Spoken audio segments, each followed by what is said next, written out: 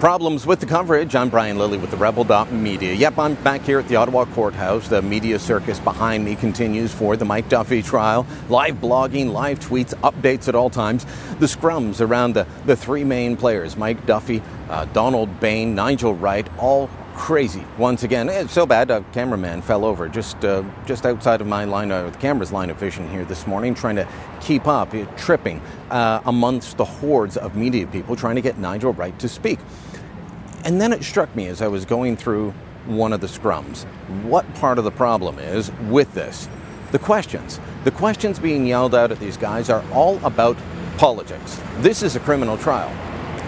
There's a political element to it, absolutely, but this is a criminal trial being covered by political reporters, and they're treating it as purely a political story. So the Canadian public is being led to believe things that may not actually be there. Is Mike Duffy going to be going to jail? What are the legal implications of what's being said in the courtroom? All of that thrown out the window for non-stop political coverage. Questions about Ray Novak and how this will affect the campaign, that's not something that Donald Bain's ever going to answer, no matter how many times you ask him. Do you think it's possible that Ray Novak knew nothing about this?